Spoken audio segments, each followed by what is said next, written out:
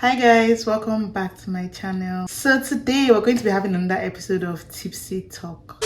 Right now I'm currently on 199 subscribers and I can't believe it. I'm so grateful. Thank you guys so much. Without wasting any more time, let's get straight into the video. We're going to start with my hair. I don't want to do too much. Like you guys know, I have dry scalp. I've said this 1,000 times. I have my drink here, fruit juice and vodka. I'm going to start by cleaning my hair with rubbing alcohol. I have an idea of what I want to talk about. I didn't really write points down. I just want to talk about becoming an adult and turning 22. I didn't just turn 22. I've been 22 for about 9 months, 7 days and a couple of hours. But to be honest, being 22 has been crazy. I'm not even going to lie. A few weeks before my birthday, I started having like a reality check. I started thinking about life like I had never done before. Ways to better myself, ways to change my life. And I'm still in that phase of my life right now. But that period before I turned 22, thinking back to it now was quite hectic because first of all, I'm an overthinker, right? I overthink every little thing. And I've come to realize that it's not necessarily a bad thing. Before I used to hate it because I used to think that, oh, it was a bad thing, like it's not good to be an overthinker. But I've gradually come to realize like it's low-key my superpower and I'm trying to live with it because I can't just always beat myself up about it. So I have to come to terms with it and use it to my advantage.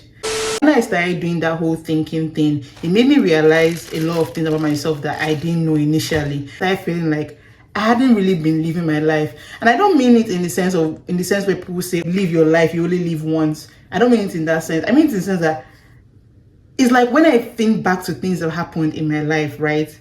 I don't remember them happening. I don't know if that makes any sense. I'm aware that they happened, but I don't remember them happening. It's like I'm watching my life through a screen. Like I wasn't the one actually doing those things, or I wasn't the one in those memories, if that makes any sense. I really don't know how to explain it. In the moment I never realized it. It was later on, like when I turned 22 and when I really started thinking about my life, that I started thinking and I realized like that was a continuous occurrence. And I'm like, why is that happening to me? Is it normal? And when I really thought about it, I realized where the problem came from. The problem came from me being a people pleaser. Now, let me explain it to you. I think if I explain it to you, it probably makes sense to you. So, I'm still working on it, but I used to be a people's pleaser, like bad. But in a funny way, bro, it's crazy. In a funny way, because you know how there are people pleasers that they are obviously people pleasers, like to everyone it's obvious that they're people pleasers. People pleaser is a tongue twister, but like it's obvious to everyone that this person is a people pleaser, right? But me, I don't think I was like that. It was an internal battle, right? So like externally, it might not seem like I'm a people's pleaser because it seems like I have a mind of my own, like I do things because I want to do those things. But internally, I know the battle I'm fighting myself, and I'm doing those things. Those actions are driven by things that I feel like people want me to do. It's like a mind game with myself. It's like my mind is playing a game on me. So like there were certain people in my life that I looked up to, and I felt like they were like, I don't know, I just felt like they were superior to me, right? In one sense or the other. So before I did anything, I would think in my head, what would this person do? I don't remember any time when I actually did something because I wanted to do it or because it was what I felt like I should do. And that's just crazy. Imagine constantly thinking about what you should do in a situation based on what you think people think you should do. That's why I never really knew like things I was doing, because it wasn't things that I wanted to do, it was things that I thought people wanted me to do. And it was like an internal battle in my head. I was just constantly fighting in my head without knowing if it was normal or not normal, because I felt like it wasn't something I could talk about with people because it'd be like I'm crazy, if that makes any sense. Anyways, moving on. Now, another thing I figured out before I turned 22 was financial literacy, right? It's not as if before I turned 22 or before that time in my life, I didn't know about like saving money, or I never heard the term financial literacy. I'm never going to lie. I never heard the term financial, like in those particular words, financial literacy. I never heard it before that period of my life. But it's not as if I didn't know what the whole term or the whole concept was about. I knew what it was about, but I never really thought about it. It was not something I really considered. So before I turned 22, I came across a TikTok video where a girl was talking about how she became a millionaire before she turned 23, and she read The Rich Dad. So I decided, okay, let me see what this book is all about. And I downloaded the book and I read it. It took me about 2 months to finish the book. And I'm not going to lie, that book changed my life. That book changed my life. I began to save. I began to look for ways to invest money. All my friends around me, I made them start saving. So I recommend it if you want to get your life in order and get your finances in order. To say the least, I am proud of myself because I never used to read books, even like fictional books, romance, all those books. I never, because I prefer movies to books. I never felt like books were anything. But to be honest, reading is definitely one thing you should consider doing if you haven't already started doing it. I'll put like a few books I've read so far in the description in case you guys want to read. They're pretty awesome books. I'm just going to rush through my hair and then some of my skincare. I touch that 5 for you. I do that 3 but some 6 midnight. Time for my skincare. I washed my hands already, so I'm not using the oil for my hair or my face. I try to keep my skincare routine to the minimum. First of all, I have sensitive skin, and the products I use is not as if they are prescribed. It's just try and error. And I've realized, like, as you can see, how I had the eczema on my face because I used body cream for like 3 days on my face. So in order not to have like too much reaction, what I do, I wash my face I count 1 to 60, and then I leave it for a few seconds, like 5 seconds, and then I rinse it off. This thing has started clearing, right? I didn't do anything spectacular. I read on the internet that I should just try and keep my face really moisturized because it gets really dry and like it starts peeling. And I feel like when it starts peeling, that makes it worse. I'm going to be using this eye mask. It's good. Okay, time for the face mask. Okay, so back to what we were saying. To be honest, I've realized, like, the older I get, the more I realize that adulting is hard. And I know everyone complains, everyone sees it. But to be honest, is there a rule book? Is there a guide that really tells us what we are doing? Does anyone actually know what they are doing? Or are we just all going based on vibes? Like, are we just living our lives based on vibes? And if we are, like, because me, sometimes it drives me crazy, like, I'm just acting. I don't know if how I'm acting, if to have a positive impact on my life in the future, or like, obviously, like, some things you do, like, they'll have positive impact, but not everything. Like, we don't know what we're doing. Everyone is just living their life hoping for the best, and that's just crazy. It's like, is it a simulation or is it actually real life? And thinking about it sometimes just drives me almost crazy that I just have to like stop myself. But it's so crazy. But it's so crazy. See, forget I'm complaining. I love my life and I love myself so much.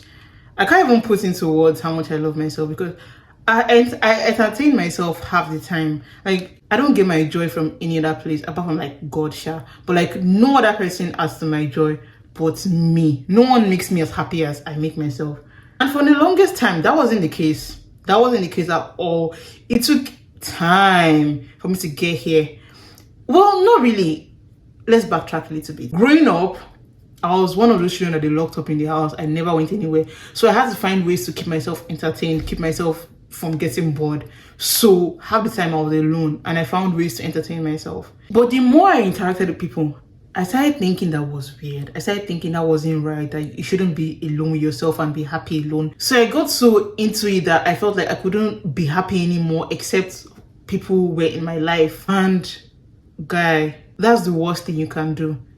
Be dependent on someone else for your happiness. Take it from me. That's the worst. Like, it took me a while to retrace my steps back to know that, okay, I shouldn't depend on someone else for my happiness. I should be the main source of my own happiness. The same thing with love. Like, you can't expect someone else to love you without actually loving yourself. And you can't expect to love on that person without actually loving yourself. And it might sound a little bit funny, but how I think about it in my head is that you can't give what you don't have, and you can't receive what you feel like you're not worthy of receiving. So if you don't have love, you can't give love. And if you don't think you're worthy of love, you can't receive it. No matter how much someone else shows you love, if you don't think you're worthy of that love, that love is worthless. You wouldn't appreciate it because you feel like you're not worthy of that love. You would even find like that. That's where self-sabotage comes into play. I've been in that position 1,000 times. I've been there. And because I didn't love myself enough, when other people were showing me love, I used to sabotage myself because I felt like I wasn't worthy of that love. So if you take anything out of this video, take that you need to love yourself. You need to find a way. I can't tell you how to do it. I can't tell you how to go about the whole process. But if you sit down and think deep down, you'll find a way. You can't, there's no way. There's no way that there's no one thing about yourself that you like. See, even though you think you're not good at something, I promise you're good at something. There's no way that God brought you to this earth without putting one thing into you that you're good at, or one thing that is distinct to you alone. So look for that thing. It's going to be hard to find it, but look for that thing and you will find it. Cheers. This is meant to be there for 40 minutes. I'm going to start the other processes. Nobody done it.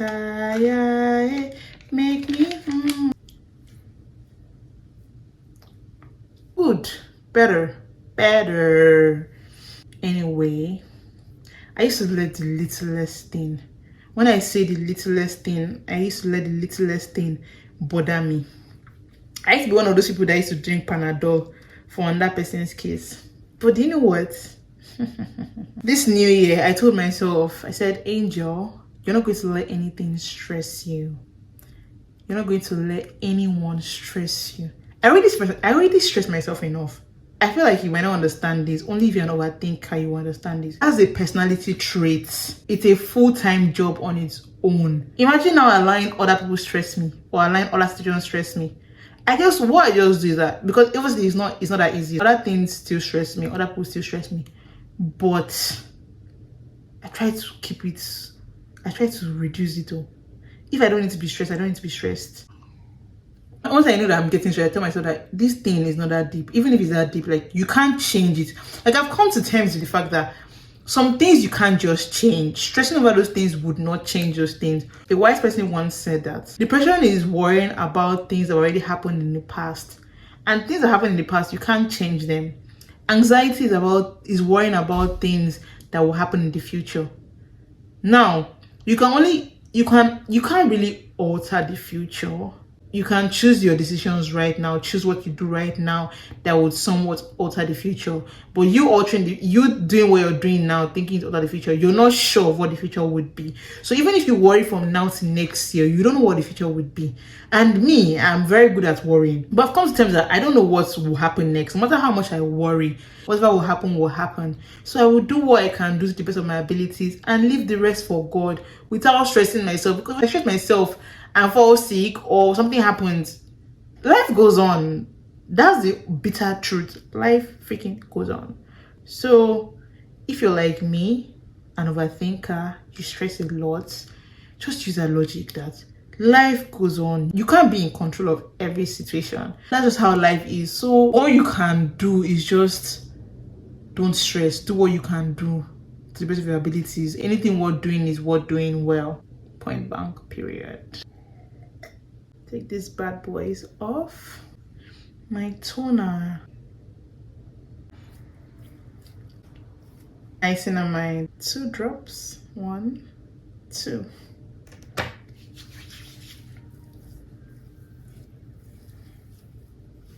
It's done. Don't laugh at me. I know how this looks. But moisturizer by Makari.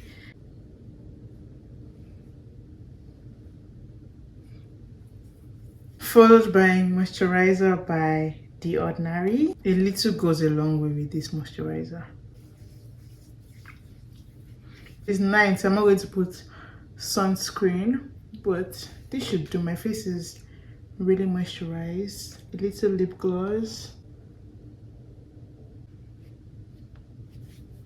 I guess I'm done. I'm just going to end this video by saying Live your life for you. Do the things that make you happy within reason. Oh, as long as you're not bringing discomfort to others, live your life to the best of your ability, because truly you only live once, right? Everyone is trying to figure out how to live their life in their 20s. Your 20s is your most experimental years of your life, where you learn new things.